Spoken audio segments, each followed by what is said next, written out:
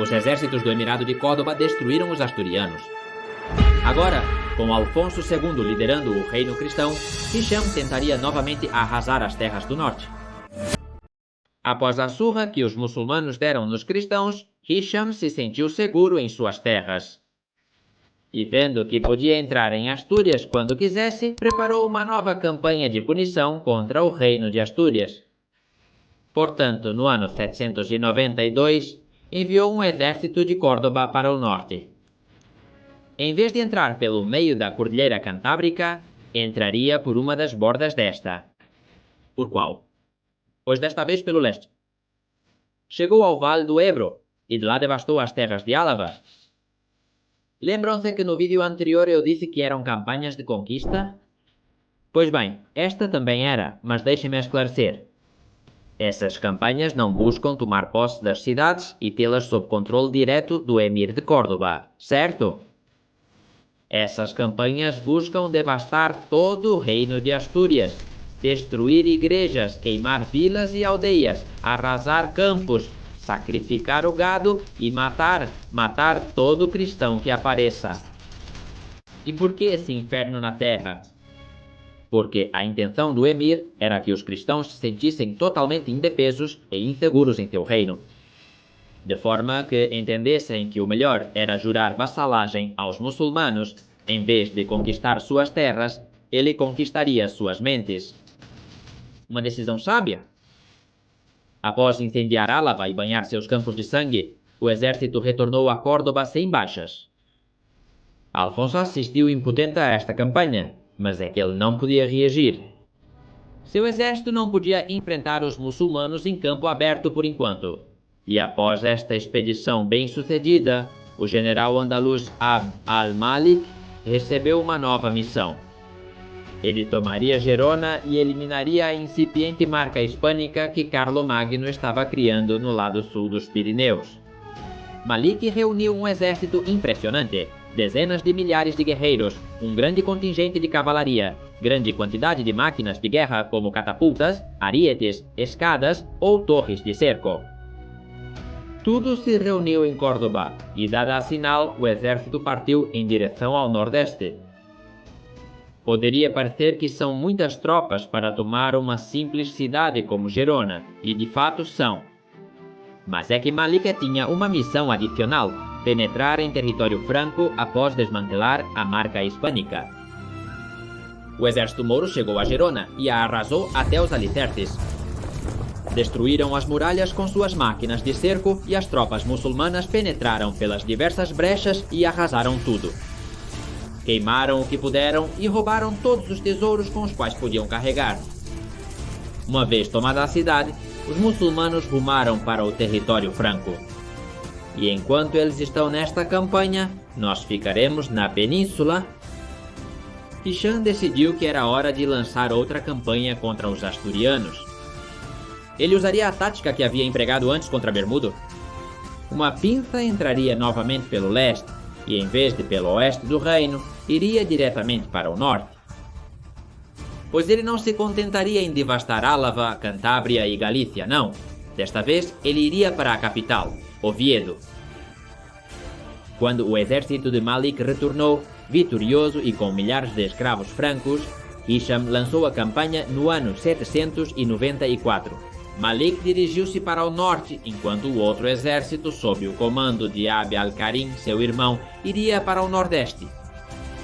A infantaria muçulmana já era conhecida.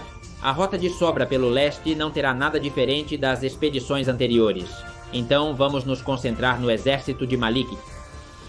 Este chegou a Dastorgait. De lá, pegou a calçada da Mesa, que lhe permitia evitar desfiladeiros. A maior parte do percurso atravessou a cordilheira sem problemas.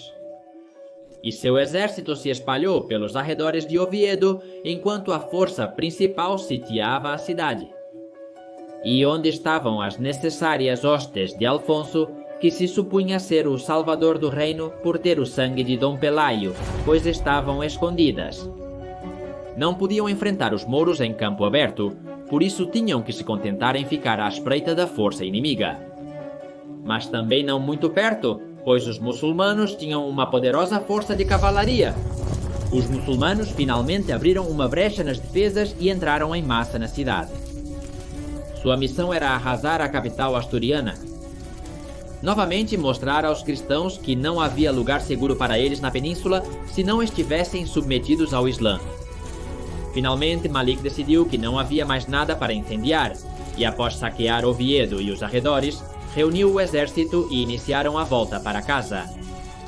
Alfonso viu que eles estavam voltando pelo mesmo lugar e, conhecendo o terreno, partiu com suas tropas a toda pressa. Havia um único ponto no caminho de volta em que uma emboscada poderia dar certo. Ele deveria tentar. Esta batalha, infelizmente, está mal documentada, pelo menos do lado cristão, então vou tentar recriá-la da melhor maneira possível. E no meio do caminho, ele desviava de uma pequena montanha um grande monte. Claro, o caminho se estreita, e o curioso é que do outro lado do caminho há uma pequena queda e um lamaçal. O exército asturiano se posicionou no topo da montanha, deitados e escondidos entre a vegetação, esperando o sinal. O exército muçulmano, confiante, não levava vanguarda nem nada. Marchavam em coluna celebrando sua recente vitória contra os cristãos. Quando os muçulmanos estavam justamente abaixo da montanha, Alfonso deu a ordem. Uma chuva de flechas caiu sobre a coluna moura, flechas, pedras e lanças. Tudo era útil para ser atirado sobre os infiéis para matá-los. A infantaria asturiana formou um frágil muro de escudos na frente dos arqueiros por toda a colina. Sua missão não era atacar por enquanto, mas evitar que os muçulmanos servissem aos arqueiros. Outra partida de infantaria asturiana correu para o caminho e formou uma frente impedindo a fuga dos mouros. Após dezenas de baixas pelos projéteis, Malik ordenou seus guerreiros para atacar morro acima. A infantaria asturiana não teve nenhum problema em deter os muçulmanos, pois estes atacavam de forma desorganizada, morro acima. Além de surpresos e com a incerteza de não saber quantos cristãos os atacavam. A vanguarda da coluna atacou os cristãos que bloqueavam o caminho, mas enquanto combatiam, eram assediados pelos arqueiros da colina. A cavalaria muçulmana saiu do caminho pela direita para tentar escapar da chuva de projéteis e contornar a colina, para emboscar os atacantes pelas costas. Mas como não conheciam o terreno, ficaram presos no pântano. Sem possibilidade de se moverem, os cavaleiros assistiam impotentes enquanto seus companheiros a pé eram dizimados pelos cristãos. Mas além disso, estavam cientes de que quando a infantaria caísse, eles seriam os próximos. Mali aquecia seus guerreiros da retaguarda, mas uma flecha asturiana voou diretamente para ele e perfurou seu peito, derrubando-o do cavalo e acabando com sua vida, imediatamente. O exército muçulmano acabara de perder seu líder, um exército emboscado sofre duramente física e moralmente, mas se além disso perde seu general, o exército inevitavelmente se desfaz. Isso aconteceu com os muçulmanos. Ao ver como seu general morria, o medo invadiu os infiéis. A retaguarda mora deu a volta e correu tentando escapar por onde haviam vindo. Alfonso II Alveriço lançou sua cavalaria para perseguir esses guerreiros e evitar que voltassem para Astúrias e pudessem causar maiores problemas. O resto da coluna tentou escapar pela área que estava mais próxima ao lodazal, mas eles não sabiam que era um lodazal. Eles começaram a correr por lá e, devido ao peso das armas e armaduras, perceberam a extrema dificuldade em avançar, mas não tinham mais alternativa. Jogando fora as armas, avançavam passo a passo pela lama. Os arqueiros asturianos desceram para o caminho e, posicionando-se ao lado do lamaçal, crivaram de flechas pelas costas os indefesos muçulmanos. Aqueles que conseguissem escapar, tendo perdido os suprimentos, a força e seus companheiros, certamente seriam executados pelos camponeses da região. Sedentos por sangue devido à devastação sofrida. Dias antes, a batalha havia sido um sucesso e recebeu o nome de Batalha de Lutos, ou Batalha dos Lodos. O exército invasor havia sido vaporizado e seu general executado. Embora parecesse uma vitória completa, deve-se levar em conta que o exército asturiano só conseguiu vencer em uma emboscada. Em campo aberto, eles ainda eram fracos contra o Emirado. Por outro lado, ficou demonstrado que um exército inimigo poderia acampar à vontade pelo reino de Astúrias e devastar tudo. Alfonso viu a necessidade de estabelecer uma rede de pontos fortificados que hostilizassem o inimigo e o atrasassem. Aceleraria a construção do castelo às margens do Nalón para evitar novos ataques a Oviedo e consideraria a construção de novas fortalezas por todo o reino. Alfonso retornou a Oviedo, onde começou a reconstrução da cidade e de suas defesas. Ninguém poderia repreendê-lo, pois ele havia vingado as injúrias que os mouros haviam infligido aos cristãos.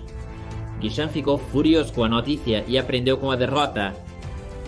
Lançaria uma nova campanha, ainda maior e ainda mais devastadora, para destruir o reino asturiano e capturar o próprio rei de Astúrias, Alfonso II. Mas isso veremos no próximo vídeo.